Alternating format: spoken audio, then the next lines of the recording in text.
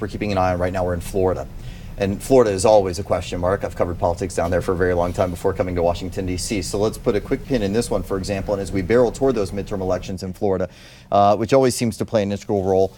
Look, it's a swing state in presidential elections, now potentially in the Senate. You've got Governor Rick Scott taking on Democrat Bill Nelson, a real chance to flip that seat red. The race to replace Governor of Rick Scott, who's no longer able to keep running because of midterms, or for term limitations, excuse me.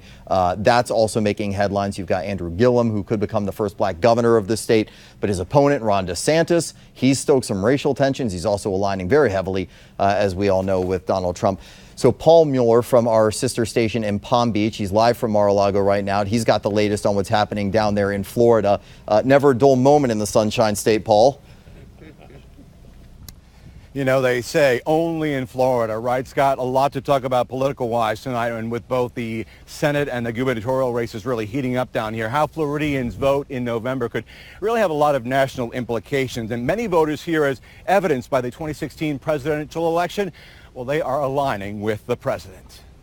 In a state which has a history of razor-thin election margins and now what's considered the most expensive Senate race this election cycle, a new Quinnipiac poll shows term-limited Governor Rick Scott and Democratic incumbent Bill Nelson in a virtual dead heat, both at 49%. The two-term governor looking to unseat Nelson. Nelson holding that seat for 18 years. Meantime, Governor Rick Scott, who maintains he's not a career politician, has strong support from white voters, particularly men, while independents, women, and black voters side with Nelson.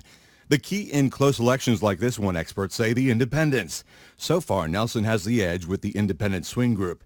President Trump also stands to notch a huge political victory if Scott wins, turning all 4 seats red here in Florida, the first time in decades. Also at stake, the most watched gubernatorial race in the country, the race seen as the public's pulse of President Trump.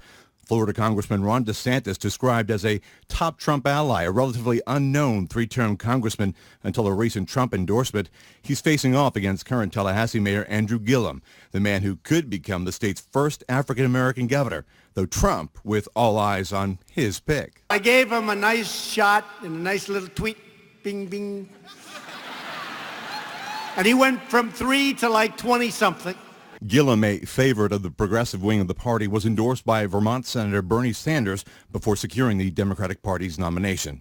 We cannot, not one of us can sleep on this election. We have an opportunity like we have not had before. And the president's involvement in these races, some political experts would argue, are shaping up to be some type of political strength test for him after the midterms, with the national implications for the presidential election in 2020, Scott. Yeah, I imagine, Paul, that one of the big issues in this race is going to be gun control. Just a few months ago, not far from where you are, the Parkland High School massacre. Where do the candidates come down on gun control, and is this playing a big factor in where they're getting momentum with votes?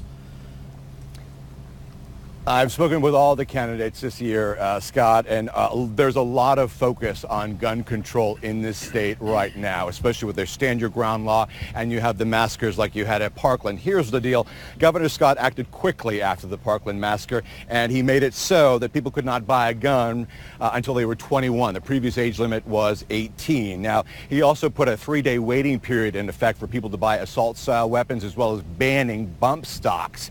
As for Andrew Gillum, he's calling for enforcement of what he calls common sense gun laws. Not an issue to be, it's going to be an issue that's going to be talked about in this election.